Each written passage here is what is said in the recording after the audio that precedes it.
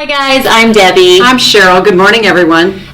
Cheryl, why are we wearing party hats and cake, and is it your birthday?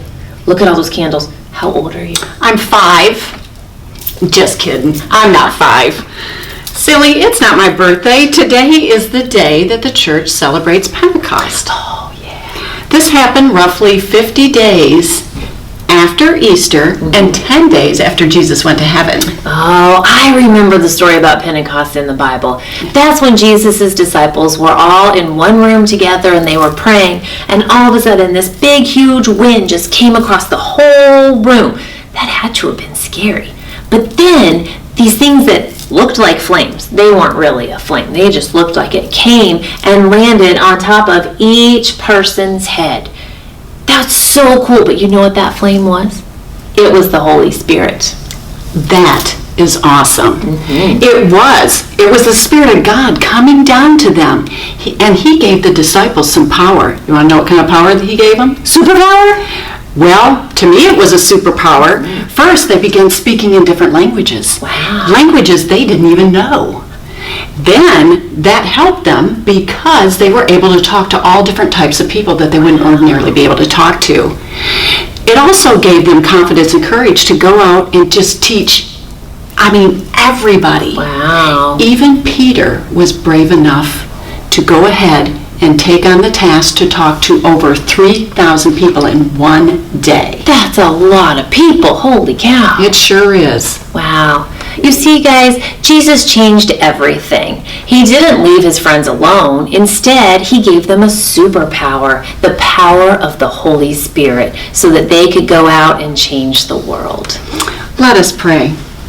Dear God, help us to have a superpower and courage and confidence to go and teach everyone about your word. Amen. Amen. Hi, everyone. I'm Debbie. Good morning, I'm Cheryl. So we've been talking to you about the fruits of the Spirit for the last couple months, and today is our last Sunday, and we are going to talk to you about gentleness and self-control. Well, I know all about gentleness, Debbie. Like when I hold my grandson, he's such a tiny little thing, and we have to just be very, very careful with him.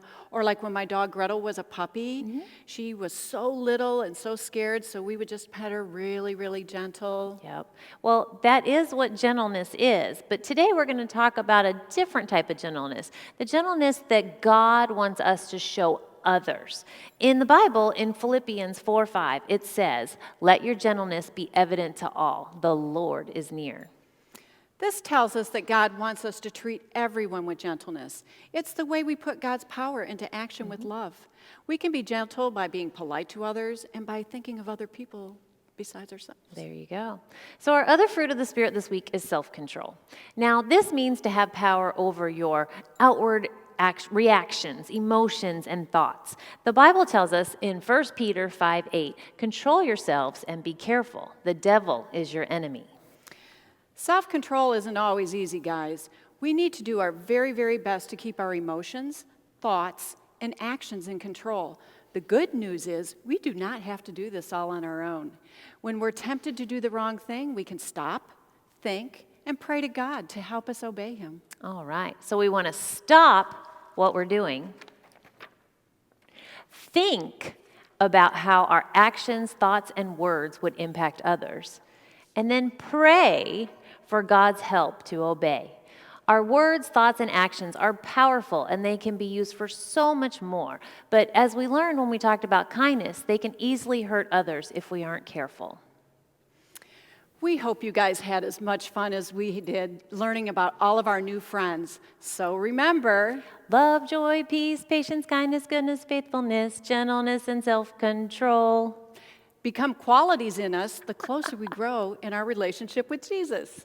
We look forward to seeing you all next week as we begin Advent. Let's pray.